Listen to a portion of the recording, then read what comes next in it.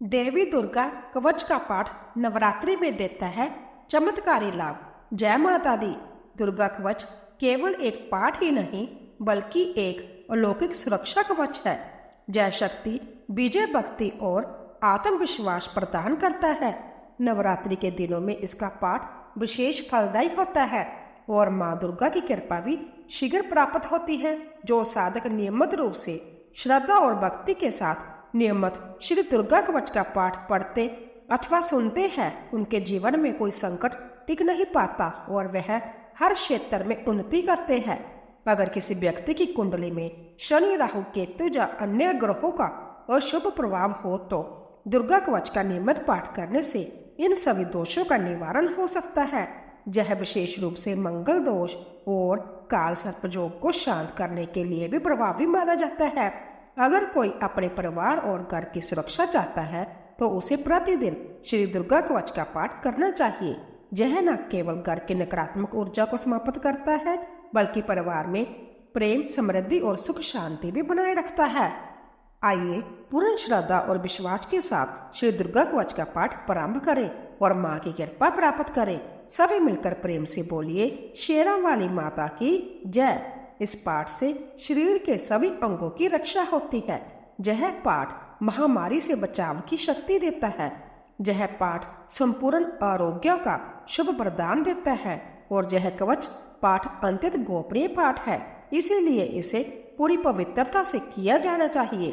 18 महापुराणों में से एक मार्कंडेय पुराण के अंदर देवी कवच के श्लोक अंतर्भूत है और यह अवधूत दुर्गा सप्तशती का हिस्सा है। देवी कवच को भगवान ब्रह्मा जी ने ऋषि मार्कंडेय को सुनाया था। मार्कंडेय जी ने कहा, हे पितामह, जो इस संसार में परम गोपनीय तथा मनुष्य की सब प्रकार से रक्षा करने वाला है और जो अब तक आपने दूसरे किसी के सामने प्रकट नहीं किया हो, ऐसा कोई साधन मुझे बताइए। पितामह ने कहा, हे ब्रह्मा, ऐसा साधन तो एक देवी का कवच ही है जो गोपनीय से भी परम गोपनीय, पवित्र तथा संपूर्ण प्राणियों का उपकार करने वाला है। महामुने, उसे श्रवण करो। प्रथम नाम शैलपुत्री है, दूसरी मूर्ति का नाम ब्रह्मचारिणी है, तीसरा स्वरूप चंद्रघंटा के नाम से प्रसिद्ध है, चौथी मूर्ति को कुष्मंडा कहते हैं, पांचवी दुर्गा का नाम स्कंद माता है, देवी के छठे रूप को कत्यानी कहते हैं, सातवां कालरात्रि और आठवां स्वरूप महागौरी के नाम से प्रसिद्ध है, नौवीं दुर्गा का नाम सिद्धिदात्री है। यह सब नाम सर्वज्ञ महात्मा वेद भगवान के द्वारा ही प्रतिपादित हुए हैं। यह सब नाम सर्वज्ञ महात्मा मनुष्य अग्नि में जल रहा हो, रणभूमि में शत्रुओं से गिर गया हो, विषम संकट में फंस गया हो तथा इस प्रकार ब्याह से आतुर होकर जो भगवती दुर्गा की शरण में प्राप्त हुए हो, उनका कभी कोई अमंगल नहीं होता। युद्ध समय संकट में पड़ने पर भी उनके ऊपर कोई विपत्ति नहीं दिखाई देती। उनके शोक, दुख और व्यय की प्राप्ति नहीं होती। जिन्होंने भक्ति पूर्वक देवी का स्मरण किया है, उनका निश्चय ही अवय उदय होता है। देवेश्वरी, जो तुम्हारा चिंतन करते हैं, उनकी तुम निसंदेह रक्षा करती हो। चामुंडा देवी प्रेत पर आरूढ़ होती है, बराही भैंसे पर सवारी करती है, ऐन्द्री का वाहन ऐरावत हाथी है, वैष्णवी देवी गरुड़ पर ही आसन जमाती है, महेश्वरी वृषभ पर आरूढ़ होती है, कुमारी का मयूर है, भगवान विष्णु की प्रियतमा लक्ष्मी देवी कमल के आसन पर विराजमान है और हाथ में कमल धारण किए हुए है। वृषभ पर आरूढ़ ईश्वरी देवी ने श्वेत रूप धारण कर रखा है। ब्राह्मी देवी हंस पर बैठी हुई है और सब प्रकार के आभूषणों से विभूषित है। इस प्रकार जैसा भी माताएं सब प्रकार की योग शक्तियों से संपन्न है। इनके सिवा और भी बहुत सी देवियां हैं जो अनेक प्रकार के आभूषणों की शोभा से युक्त तथा नाना प्रकार के रत्नों से सुशोभित है।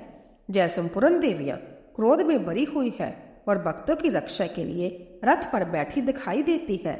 यह शंख, चक्कर, गदा शक्ति, हल और मूसल, खेटक और तोमर, परशु तथा पाश, कुंठ और त्रिशूल एवं उत्तम धनुष आदि अस्त्र शस्त्र अपने हाथ में धारण करती है।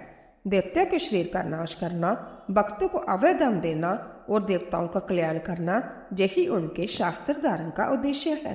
महान रौद्र रूप अत्यंत घोर पराक्रम, महान बल और महान उत्साह वाली देवी, तुम महान व्यय का नाश करने वाली हो, तुम्हें नमस्कार है। तुम्हारी ओर देखना भी कठिन है। शत्रुओं का व्यय बढ़ाने वाली जगदम्बिका मेरी रक्षा करो। पूर्व दिशा में ऐन्द्री इंद्र शक्ति मेरी रक्षा करे। अग्निकोण में अग्नि शक्ति, दक्षिण दिशा में बराही तथा नेत्रज्ञ कोण में खंडकधारिणी मेरी रक्षा करे। पश्चिम दिशा में बारुणी और वाव्य कोण में मृग पर सवारी करने वाली देवी मेरी रक्षा करे।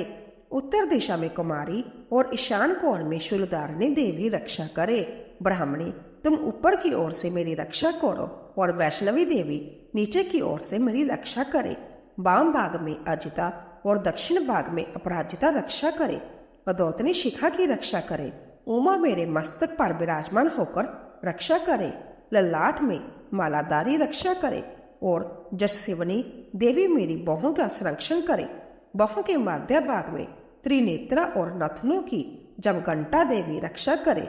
नासिका में सुगंधा और ऊपर के होंठ में चर्चिका देवी रक्षा करे। नीचे के होंठ में अमृत कला तथा जीवा में सरस्वती रक्षा करे। कुमारी दांतों की ओर चंडिका कंठ प्रदेश की रक्षा करे। चित्रगट्टा गले की गांटी और महामाया तालु में रहकर रक्षा करे। कमाक्षी ठोडे की ओर सर्वमंगला मेरी वाणी की रक्षा करे। भद्रकाली ग्रीवा में और धरुंधारी पुष्ट वंश मेरुदंड में रहकर रक्षा करे। कंठ के बारी भाग में नीलग्रीवा और कंठ की नली में नलकुबरी रक्षा करे। दोनों कंधों में खड़गनी और मेरी दोनों भुजाओं की वज्रधारिणी रक्षा करे।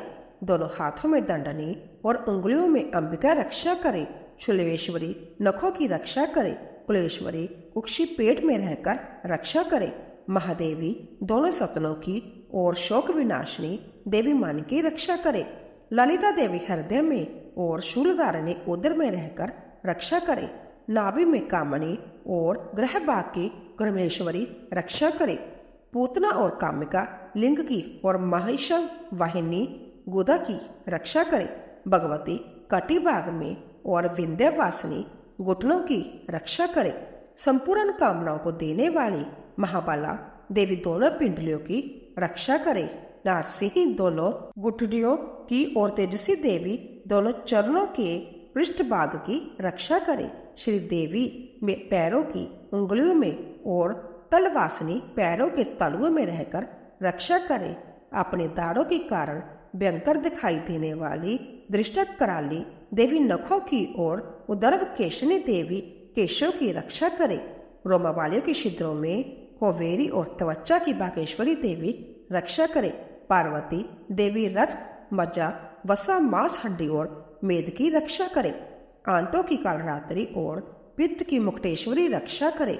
मूलाधार आदि कमल कोशों में पद्मावती देवी और कफ में चूड़ामणि देवी स्थित होकर रक्षा करे।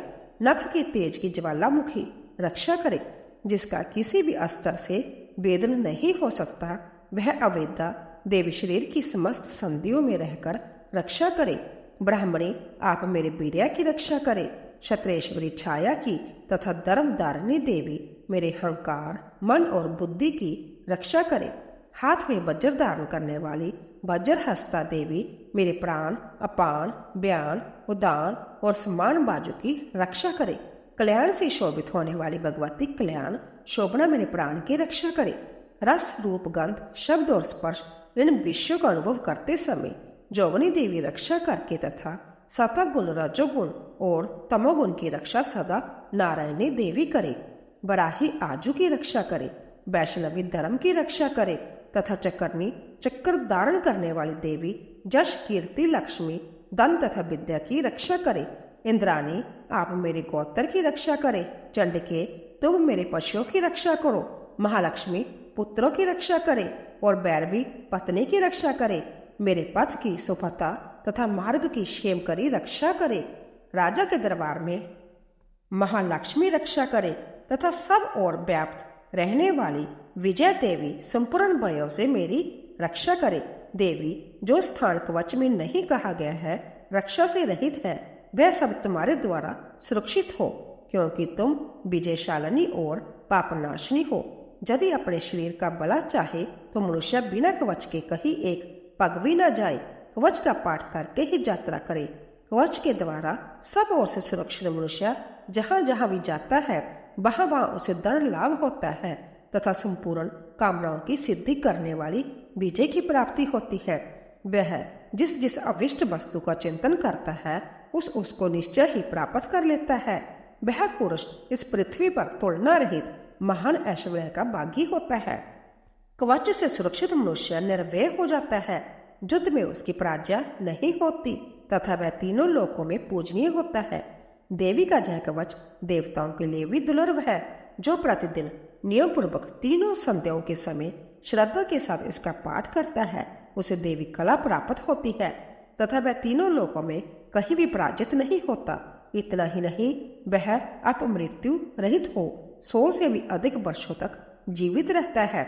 मकरी, चेचक और कोढ़ आदि उसकी संपूर्ण व्याधियां नष्ट हो जाती है।